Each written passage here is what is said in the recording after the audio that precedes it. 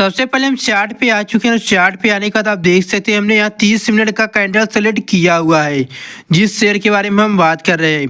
तो यहाँ पर हमने सपोर्ट लाइन बनाई है और यहाँ पर रेजिस्टेंस बनाया हुआ है। पहले जो मार्केट था हमारे इस सपोर्ट लाइन के पास था और यहाँ पर यह कई बार टच किया और इसे तोड़ने की कोशिश किया। इसे तोड़कर मार्केट तेजी से ऊपर की तरफ गया और फिर रेजिस्टेंस के पास आ गया था। इसे भी तोड़ने की कोशिश किया लेकिन इसे तोड़ नहीं पाया। फिर इसके बाद मार्केट धीरे धीरे नीचे की तरफ चला आया और सपोर्ट लाइन के पास एक बार फिर से आ गया था, लेकिन यह भी कोशिश किया लेकिन इस कैंडल को नहीं तोड़ पाया सपोर्ट लाइन। फिर इसके बाद मार्केट धीरे धीरे अप डाउन करता रहा और बीच में इस समय ट्रेंड कर रहा है। अगर यह मार्केट इस सपोर्ट लाइन को तोड़ता है तो आपको इस शेयर को बिल्कुल भी बाई नहीं करना है। अगर यहीं पर इस रेजिस्टेंस को यह मार्केट तोड़ता है तो यह मार्केट तेजी से ऊपर की तरफ जाएगा, तब आप इस शेयर को बाई कर सकते हैं, क्योंकि तब आप बाई करेंगे तो आपको फायदा मिलेगा।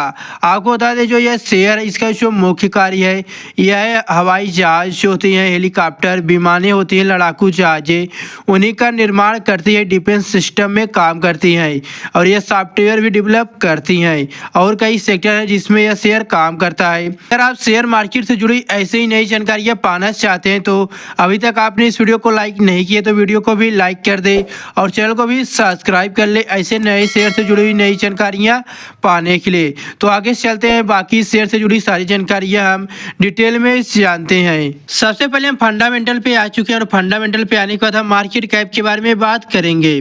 हमारा मार्केट कैप जितना बड़ा रहता है उतना रिस्क हमारा कम हो जाता है शेयर बाई करने के लिए, और जितना छोटा मार्केट कैप रहता है उतना ज़्यादा रिस्क बढ़ जाता है शेयर बाई करने के लिए। तो आप देख सकते हैं इस शेयर की जो मार्केट कैप की वैल्यू है वह 4027 करोड़ रुपए की है। यहीं पर आगे बढ़ते हैं और हम बात करते हैं इसके बाद स्टॉक पी का, प्राइस टू अर्निंग का। तो यह कितना है 84.4% है, लेकिन यह 1 से 10 के बीच में रहता है तो काफ़ी अच्छा माना जाता है शेयर बाई करने के लिए। तो फिलहाल यह कितना है 84.4% का है। इसके बाद आगे चलते हैं और हम बात करते हैं ईपीएस की, अर्निंग पर शेयर की, कि यह शेयर अपने शेयर से एक शेयर के पीछे कितने रुपए की कमाई कर पा रहा है। तो यह शेयर ₹1.62 की कमाई कर पा रहा है। आगे चलते हैं हम बात करते हैं करेंट प्राइस का, यानी जिस समय आपको जानकारी दे रहे हैं इस शेयर का प्राइस कितना है। तो 131 रुपये है जैसा कि यहाँ पर आप देख सकते हैं। अब है बुक वैल्यू। बुक वैल्यू का मतलब है अगर आपने इस शेयर को बाई किया है और लॉन्ग टाइम के लिए रखा है, बाई चांस यह कंपनी किसी कारणवश एकाएक बंद हो जाती है और आपने इस शेयर को सेल नहीं किया है तो उस समय जो आपकी बुक वैल्यू की अमाउंट रहती है, आप जितने शेयर बाई कर कर रखे रहते हैं आपको उतने पैसे उन शेयर को छोड़कर दिए जाते हैं जो बुक वैल्यू के अमाउंट रहते हैं। तो यह कितना है इस शेयर का बुक वैल्यू ₹18.80 का है। और बुक वैल्यू से संबंध रखता है price to book value. Price to book value जितना कम रहता है उतना ज़्यादा अच्छा रहता है शेयर बाई करने के लिए। यह 1 से 2 के बीच में रहता है तो काफ़ी अच्छा माना जाता है शेयर बाई करने के लिए। अगर बुक वैल्यू ज़्यादा रहेगी तो प्राइस टू बुक वैल्यू अपने आप कम हो जाती है। तो इस समय प्राइस टू बुक वैल्यू कितना है 6.99%, यानी 7% के करीब है। आगे चलते हैं और हम इसके बाद बात करते हैं ROE यानी रिटर्न ऑन इक्विटी की। यह शेयर कितना रिटर्न निकाल रहा है अपने शेयर से। तो यह 7.04% का रिटर्न निकाल रहा है, लेकिन अगर यही 20% के ऊपर रिटर्न निकालता है तो काफ़ी अच्छा माना जाता है शेयर बाई करने के लिए। फिलहाल यह कितना है 7.04% का है। और यहीं पर है ROC जो यह बताता है कि यह कंपनी कितने ज़्यादा प्रॉफिट में चल रही है। तो यह कंपनी 12% प्रॉफिट में चल रही है, लाभ कमा रही है। आगे चलते हैं हम बात करते हैं इंडस्ट्री पी का। तो इस शेयर का इंडस्ट्री पी कितना है 72.2% का है। डेब्ट टू इक्विटी आखिरकार होता क्या है। डेब्ट टू इक्विटी से हमें यह पता चलता है कि इस शेयर के ऊपर कितना लोन कर्ज है। डेब्ट टू इक्विटी अगर 0 से 1 के बीच में रहती है तो अच्छी मानी जाती है शेयर बाई करने के लिए। तो फिलहाल यह कितना है 0.37% का है। और यहीं पर डेब्ट उस रियल अमाउंट को बताता है जो इसके ऊपर लोन कर्ज रहता है उस अमाउंट को बताता है। तो ये कितना है 212 करोड़ रुपए का है। आगे चलते इसके बाद हम बात करते हैं डिविडेंड यील्ड का, जो कि बहुत ही कम कंपनियां यह देती है। डिविडेंड यील्ड का मतलब है कि यह कंपनी अपने शेयर से जो अर्निंग होता है अपने शेयर होल्डर्स को कितना देती है उसमें कमाई कर कर, तो ये 0.04% का डिविडेंड दे रही है। फेस वैल्यू जो कंपनी है हिसाब मैनेज करने के लिए 5 या 10 रखती है, इसने 1 रुपया रखा है।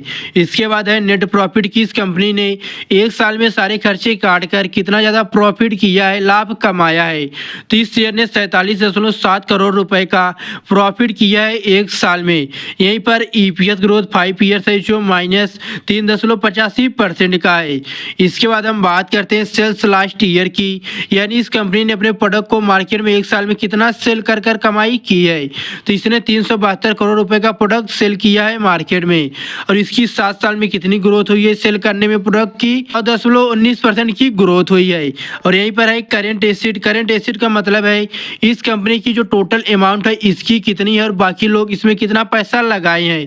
तो इसकी जो अमाउंट है वह कितनी है, 829 करोड़ रुपए की है। इसके बाद हम शेयर होल्डिंग पैटर्न पे आ चुके हैं, और शेयर होल्डिंग पैटर्न पे आने के बाद सबसे पहले हम जानेंगे प्रमोटर्स के बारे में।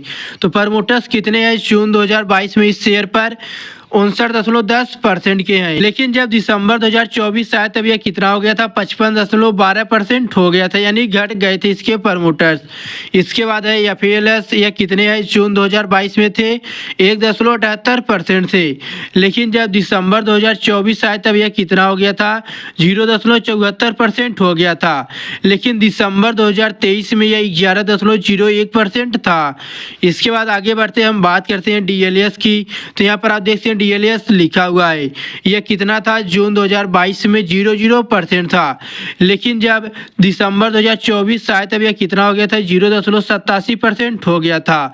और इसके अलावा जून 2023 में यह कितना था, 3.64% था। इसके बाद है पब्लिक यानी रिटेलर इस शेयर पर कितने हैं। तो जून 2022 में जो इसकी संख्या थी वह 39.11% थी। लेकिन जब दिसंबर 2024 आया तब यह 43.29% हो गई थी। इसके अलावा यहाँ पर है नंबर ऑफ शेयर होल्डर्स, यानी कितने लोगों ने इस शेयर को कब कितना बाई किया और लॉन्ग टाइम के लिए होल्ड कर कर रख लिया था। 2022 में जो इसकी संख्या थी वह कितनी थी, 47,628 थी।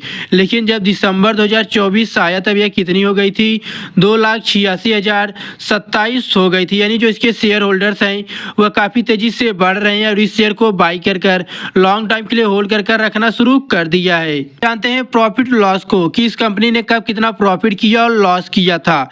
तो यहीं पर सबसे पहले देखेंगे सेल कर कर इसने प्रोडक्ट का कितना अपना सेल किया था मार्केट में। तो मार्च 2012 में जो इसने अपना सेल किया था मार्केट में प्रोडक्ट वह 24 करोड़ का था। लेकिन जब मार्च 2024 आया तब यह 372 करोड़ का सेल करी थी अपनी मार्केट में प्रोडक्ट। लेकिन प्रेजेंट टाइम में जो इसकी अमाउंट है वह कितनी है, 479 करोड़ रुपए की है। इसके बाद आगे चलते हैं, बात करते हैं बिफोर टैक्स इसकी अर्निंग की। तो मार्च 2022 में जो इसकी संख्या है वह 3 करोड़ रुपए की है। लेकिन जब मार्च 2024 आया तब यह कितना हो गया था, 45 करोड़ रुपए का हो गया था। और प्रेजेंट टाइम में इसका कितना है, 68 करोड़ रुपए का है अर्निंग। यहीं पर है नेट प्रॉफिट, यानी इसने सारे खर्चे काटकर कितना प्रॉफिट किया है मार्च 2012 में, 3 करोड़ रुपए का। लेकिन जब मार्च 2024 आया तब यह कितना हो गया था, 32 करोड़ रुपए का। लेकिन प्रेजेंट टाइम में इसकी अर्निंग कितनी हुई है, 48 करोड़ रुपए की। यहीं इसके अलावा यहाँ पर आप देख सकते हैं कि इसकी जो सेल करने में ग्रोथ हुई है कब कितना हुआ है।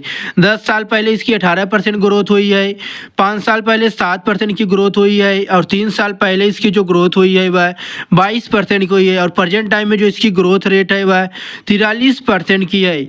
इसके बाद हम देखते हैं इसकी जो प्रॉफिट में ग्रोथ हुई है कब कितनी हुई है। तो 10 साल पहले 20% की ग्रोथ हुई है, 5 साल पहले 2% की ग्रोथ हुई है, और 3 साल पहले जो इसकी ग्रोथ रेट थी वह कितनी थी, 46% की। लेकिन प्रेजेंट टाइम में जो इसकी ग्रोथ रेट है वह कितनी है, 93% की है। और स्टॉक PCAGR कितना है इसका, 10 साल पहले 00% था, 5 साल पहले यह 76% हो गया था, और 3 साल पहले यह 104% का था। लेकिन 1 साल पहले यह 8% का हो गया था।